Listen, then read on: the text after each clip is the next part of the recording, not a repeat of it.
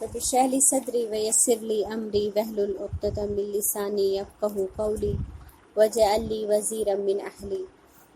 یوں تو سیرت پر 5 لاکھ سے زیادہ کتابیں لکھی جا چکی ہیں جو علمی اعتبار سے، ذخیرے کے اعتبار سے اور بے شک عملی اعتبار سے مکمل اور انمول ہیں۔ مزید کسی کتاب کی نہ ضرورت ہے اور نہ اہل علم کی خواہش، لیکن سیرت محمد صلی اللہ علیہ وسلم کو اپنے ہاتھوں سے لکھنا ان کے امتی کی ضرورت ہے، ان کی خواہش ہے جو وہ اپنے پیارے نبی صلی اللہ علیہ وسلم سے محبت کی وجہ سے، عقیدت کی وجہ سے لکھنا چاہتا ہے، چاہتا رہا ہے اور ہمیشہ چاہتا رہے گا۔ ہم نے بھی اسی خواہش، اسی محبت کے پیش نظر قلم اٹھایا ہے کہ اپنے رسول صلی اللہ علیہ وسلم سے اپنی محبت کا اظہار کر سکیں۔ یہ وہ ٹاپک ہے جس میں کاتب یعنی لکھنے والا اور قاری یعنی پڑھنے والا بار بار اس سفر پر جانا چاہتا ہے جسے ہم سیرت رسول صلی اللہ علیہ وسلم کہتے ہیں۔ لیکن ذرا ٹھہریے، ہم جنہیں رسول محمد صلی اللہ علیہ وسلم کہتے ہیں ان کو جاننا، سمجھنا اتنا ضروری کیوں ہے؟ کیا یہ سب ہم اپنی ذاتی خواہش یا کسی ڈر کی وجہ سے کرتے ہیں؟ تو معزز قارئین، سب سے پہلے ہمیں اس کا جواب پتہ ہونا چاہیے کہ یہ دراصل ہمارے رب کائنات کا حکم ہے، اور یہ حکم بھی ہمیں انہوں نے اپنے محبوب بندے کے ذریعے ہی دیا ہے کہ تمہارا ایمان ہی مکمل نہیں جب تک کہ میں تمہیں تمہاری جان، مال، اولاد، ماں باپ سے بڑھ کر محبوب نہ ہو جاؤں۔ یہی وہ حکم ہے جس نے ہمیں سکھایا کہ ہمیں اپنے محبوب محمد رسول اللہ صلی اللہ علیہ وسلم کو جاننا ہوگا، سمجھنا ہوگا، تبھی تو ہم ان سے محبت کر سکیں گے اور سب سے بڑھ کر محبت کر سکیں گے انشاءاللہ۔ لیکن اس سے پہلے اور سب سے پہلے اس ذات کی بات جس نے ہمیں وجود بخشا، جو ہماری تخلیق کرنے والا ہے، جو ہمارا پالنے والا ہے، وہ رب کائنات جو آسمان و زمین کا مالک ہے، جس کی بادشاہت کی کوئی انتہا نہیں، جس کی ملکیت میں اس کا کوئی شریک نہیں، جو ہر نقص سے پاک اور ہر عیب سے دور ہے، جو کن کہہ دے تو وہ ہو جائے، جس کی آسمان و زمین کی ہر شے پر حکومت ہے، اور وہ ہمارا رب ہے۔ ہم نے کبھی سوچا کہ ہم ایک عظیم ہستی کی عظیم شاہکار ہیں۔ ہم اس لیے اہم ہیں کیونکہ ہم ایک غیر معمولی عظیم ہستی کی پیدا کردہ انسان ہیں۔ جب تک ہم اپنے رب کی عظمت کو نہیں پہچانیں گے، نہیں جانیں گے، تب تک ہم دنیا کی کسی چیز کی، اس کی اصل حقیقت اور حیثیت کو نہیں سمجھ پائیں گے۔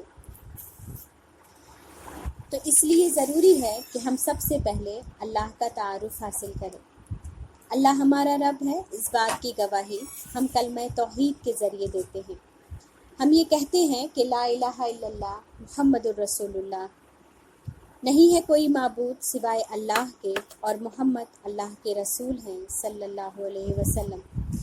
ایک مسلمان کی زندگی در حقیقت اسی کلمے کے ارد گرد گھومتی ہے۔ دراصل یہ اعتراف ہی ہمیں ایک عام انسان سے مسلمان بناتا ہے، اور اس کلمے کا اعتراف زبان اور دل دونوں سے کرنا لازمی ہے۔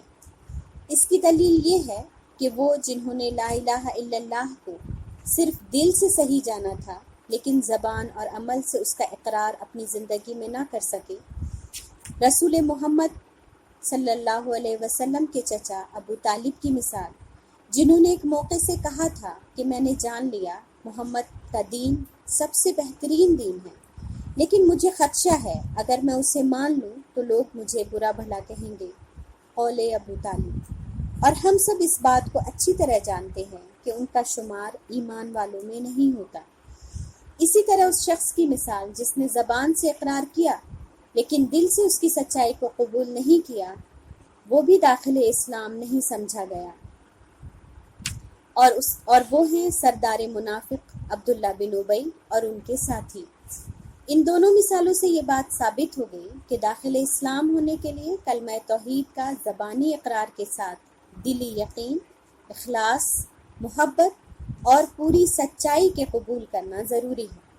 اس لیے ضروری ہے کہ مسلمان کلمہ توحید کا علم حاصل کریں، یعنی صحیح عقیدے کے ساتھ کلمہ توحید کے اصل معنی کو سمجھیں، تاکہ اپنے رب کا حق ادا کر سکیں اور اس کی بندگی بغیر کسی شک شرک اور جہالت کے یقین، اخلاص اور علم کے ساتھ کر سکیں۔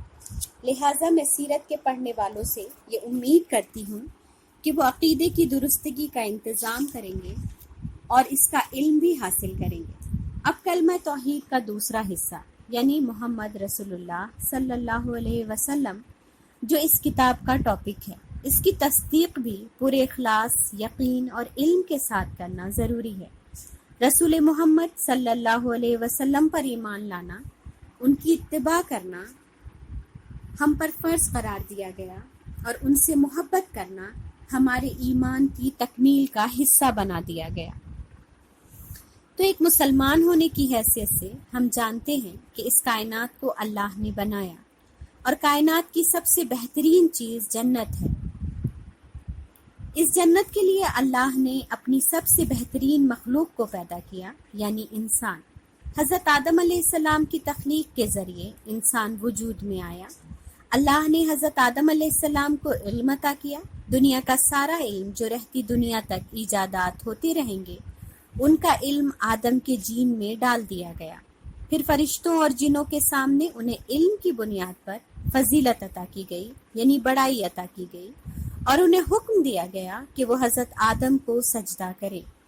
فرشتے اللہ کی فرما بردار مخلوق تھی، سجدے میں جھک گئی، لیکن ابلیس نے انکار کر دیا۔ وہ اپنی پیدائش کی بنیاد پر مغرور ہو گیا کہ وہ آگ سے بنا ہے اور آدم مٹی سے، اور اسی غرور نے اسے اللہ کا نافرمان بنا دیا اور وہ ملعون و مردود ہو گیا۔ آدم علیہ السلام اور حوا علیہ السلام کو جنت میں بھیج دیا گیا۔ ابلیس کو انسان کی عزت ایک آنکھ نہ بھائی اور اس نے چال چل کر دلوں میں وسوسہ ڈالا اور حضرت آدم علیہ السلام اور حوا سے اللہ کی نافرمانی کروا دی۔ نتیجہ اللہ نے ان دونوں کو جنت سے نکل جانے کا حکم دے دیا۔ حضرت آدم اور حوا کو اپنی غلطی کا احساس ہو گیا۔ اللہ نے اپنے بندوں کے احساس کو قبول کیا، معافی کے چند کلمات خود ہی سکھائے، اور جب ان کلمات کے ذریعے آدم اور حوا نے اپنے رب سے معافی مانگی تو رب نے اپنے بندوں کی توبہ قبول کر لی۔ کتنا رحیم ہے ہمارا رب۔ لیکن حضرت آدم علیہ السلام اور ان کی اولاد کے لیے یہ دنیا ایک امتحان گاہ بنا دی گئی کہ بنی آدم اللہ کی رضا والی زندگی یہاں گزارے گا، تبھی اسے موت کے بعد اپنے اصلی گھر یعنی جنت میں انٹری ملے گی۔ اور حضرت آدم علیہ السلام کی اولاد ہونے کے ناطے ہم سب کو اسی جنت میں لوٹنا ہے، لیکن اس کے لیے ہمیں اللہ کی پسندیدہ معیاری زندگی گزارنا ہوگی۔ اللہ نے اس پسندیدہ زندگی کی رہنمائی کے لیے ہر دور میں نبی بھیجے، جس نے انسانوں کو اللہ کی طرف بلایا، اس کے سیدھے راستے کو سمجھایا، جس پر چل کر انسان اپنے اصل گھر یعنی جنت میں پہنچ سکے۔ یہ ایک طویل سلسلہ ہے جو حضرت آدم علیہ السلام سے شروع ہو کر ہمارے آخری نبی سید الانبیاء محمد مصطفیٰ پر آ کر تکمیل پاتا ہے، اور رہتی دنیا تک انہی کی رہنمائی کو مکمل اور دائمی قرار دے دیا گیا۔ لہٰذا ہمارے لیے رسول اکرم صلی اللہ علیہ وسلم کو ہی اسوہ حسنہ قرار دیا گیا، جن کے طریقے پر چل کر ہم وہ معیاری زندگی گزار سکتے ہیں جس سے ہمارا رب راضی ہو جائے اور ہمیں اپنی رحمت سے جنت میں داخل کر دے۔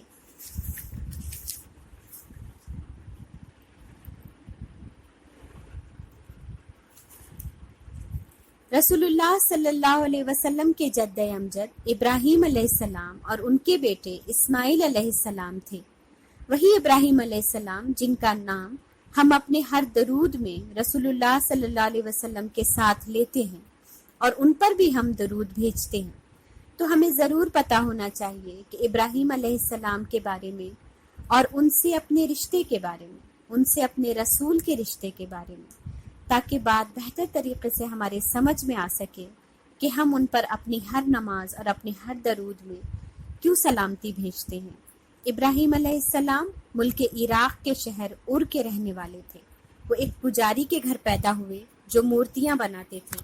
بچپن سے بہت ذہین تھے اور نیک فطرت تھے۔ اپنی کم عمری میں ہی اس بات کو سمجھ گئے کہ بت ہمارے فائدے اور نقصان کے مالک نہیں ہو سکتے، اتنی بڑی کائنات کو چلانے والا کوئی اور ہے، اور یہ اس سوچ کا نتیجہ تھی جس کا ذکر قرآن نے کیا کہ پہلے آپ نے چاند، تارے اور سورج کو پرکھا، پھر اس کے راز کو بھی جان لیا کہ ان سب کا چلانے والا کوئی اور ہے۔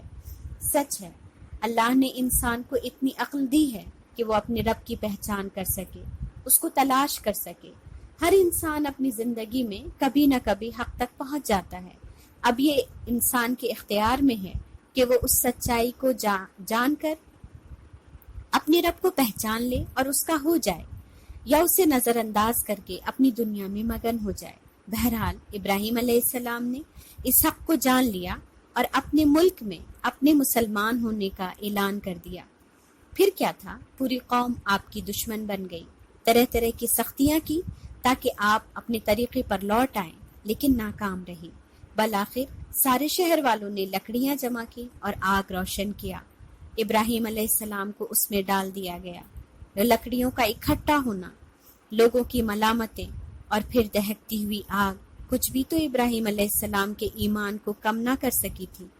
یوں ہی اللہ نے ابراہیم علیہ السلام کو خلیل اللہ نہیں کہہ دیا تھا، یعنی اللہ کے دوست۔ سچا دوست وہی ہوتا ہے جو ہر حال میں آپ کے ساتھ کھڑا ہو، جو آپ کی خیر خواہی چاہے۔ ابراہیم نہیں جانتے تھے کہ یہ آگ ٹھنڈی ہو جائے گی، وہ تو جلتی ہوئی آگ میں ہی گئے تھے، اور آگ میں جانے والا شخص کیا نہیں جانتا کہ اس کا انجام کیا ہوگا؟ لیکن انہیں معلوم تھا ہر محبت کا ایک امتحان ہے، ہر فیصلے کی ایک قیمت ہوتی ہے، اور وہ تو یہ امتحان اس لیے دے رہے تھے، اس کے لیے دے رہے تھے جو سارے جہان کا رب ہے۔ تو بس اپنے رب سے دعا کی، حسبنا اللہ و نعم الوکیل۔ رب نے اپنے پیارے بندے کی اس قربانی کو قبول کر لیا اور اللہ ان کے لیے کافی ہو گیا۔ آگ اللہ کے حکم سے ٹھنڈی ہو گئی۔ ابراہیم علیہ السلام سلامتی کے ساتھ باہر نکل آئے۔ اللہ نے آگ کو حکم دیا، یا نارو بردن و سلام علی ابراہیم۔ سبحان اللہ۔ پوری قوم نے اس معجزے کو دیکھا۔ کیا وہ 1 منٹ کے لیے حق تک نہیں پہنچی ہوگی؟ لیکن انہوں نے اپنی سوچوں کو جھٹکا، حق کی آواز کو اپنے سینے میں تھپک کر سلا دیا اور ابراہیم کی دشمنی کی آگ کو سینوں میں روشن کر لیا۔ انہیں ملک سے نکل جانے کا حکم دے دیا گیا۔ لیکن جب یہ تمام واقعات ہو رہے تھے، اس وقت اس شہر میں 2 جانیں ایسی بھی تھیں جنہوں نے حق کو پہچان لیا تھا، اور وہ ابراہیم علیہ السلام کے رب پر ایمان لے آئی تھیں، اور وہ 2 لوگ تھے، حضرت ابراہیم علیہ السلام کے بھتیجے لوط علیہ السلام اور حضرت سارہ۔ تو ان دونوں کے لیے بھی وہی حکم تھا جو حضرت ابراہیم علیہ السلام کے لیے تھا۔ ان تینوں کو ملک سے باہر نکال دیا گیا۔